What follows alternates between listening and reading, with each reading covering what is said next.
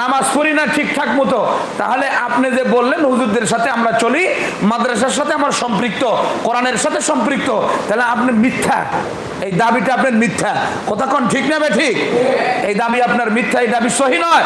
আপনার দাবি সহি হইলে তাহলে তাদের রঙের সাথে আমার রং মিলাই ফেলতাম, তাদের সোলার সাথে আমার সোলাকে আমি ফিট করে দিতাম। আশেকের রসুল, রসুলের যারা আশেক তারা রসুলের সাথে সবকিছু মিলাই ফেলে, রসুলের সাথে মিলাই ফেলে, রসুলের সাথে চলাফেরা, খাওয়া দাওয়া, ওঠা বসা সব কিছু রসুলের মতো করে ফেলে।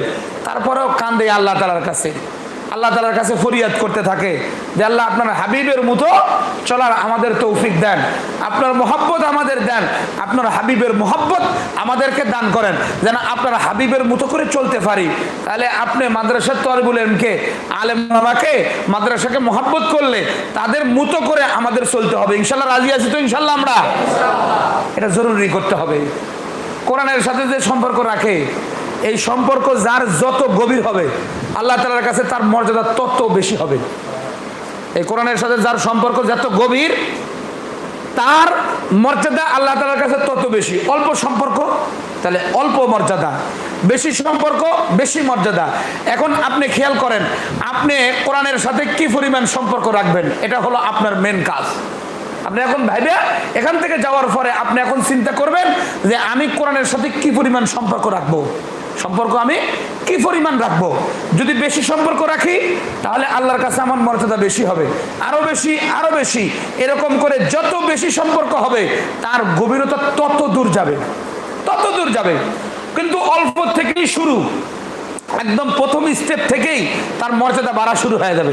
যেমন দেখেন, আমি উদাহরণ দিই আপনাকে, এই কোরআনে কারিমের সাথে লেগে থাকে, কোরআনের সাথে লেগে থাকে একটা কাফুর, গিলাপ।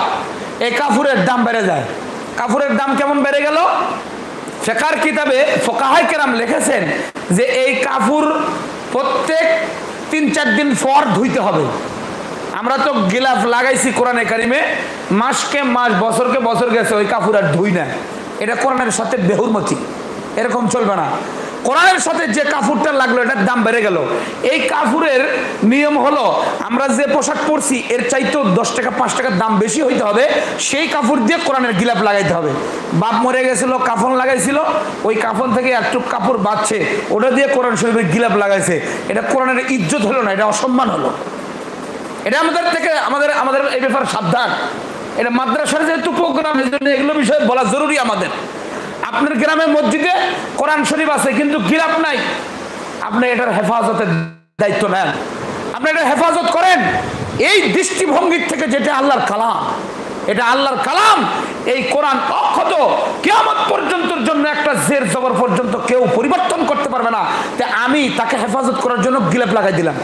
আপনি দামি কয়েক গজ কাপড় নিয়ে টেইলার্স থেকে সেলাই করে নিয়ে আপনি লাগাই দেন, সপ্তাহে একদিন এই কাপড়কে ধুয়ে দেন পরিষ্কারের জন্য, যেটা আমাদের মাদ্রাসায় করা হয়। এজন্য মাদ্রাসাগুলোতে হেফাজতে কোরআনের ফাউন্ডেশন থাকে।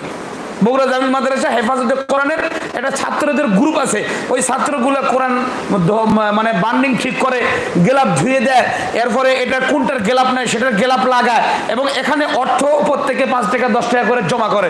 নিউটন মাদ্রাসাও আছে, আমাদের মাদ্রাসাও আছে, সব মাদ্রাসাগুলোতে আছে। আপনাদেরকেও এটা আমি বিশেষ মেসেজ দিলাম যে আপনারাও মসজিদগুলোতে এই কোরআন শরীফের হেফাজতের জন্য আপনারা এই দায়িত্ব নেবেন। কেন? ওই কাপড়ের দাম বেড়ে গেছে। কেমন দাম বেড়ে গেল?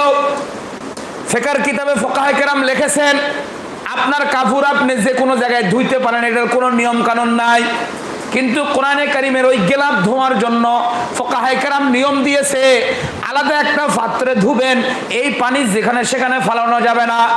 আমার মওলার কোরআনের সাথে সংস্রবে ছিল, এই জন্য দাম বেড়ে গেছে তার। এই জন্য এই পানিগুলো ফুলের গাছের গোড়ায় দিবেন অথবা পাক জায়গায় ফালাবেন। এটা বাথরুমের ড্রেন দিয়ে, গোসলের ড্রেন দিয়ে যাওয়ার জন্য সে যোগ্যতা রাখে না। এই পানিটা মর্যাদা বলা, এটা যদি ড্রেনের পানির সাথে যায় মর্যাদা হইল। এই জন্য এটার পানিটা ফুলের গাছের গোড়ায় দিবেন অথবা পাক জায়গায় দিবেন। এই ধুলা কোরআনে কারিমের সাথে ছিল দেখে তার দাম বেড়ে গেল, মর্যাদা বেড়ে গেল। ধুলা লাগছে কোরআনের সাথে, সম্পর্ক কোরআনের সাথে লাগছে, দাম বেড়ে গেছে। কাফুরের দাম বেড়ে গেছে, রেহালের দাম বেড়ে গেছে। যে লোক নামাজ পড়ে না, সুন্নতের উপরে চলে না,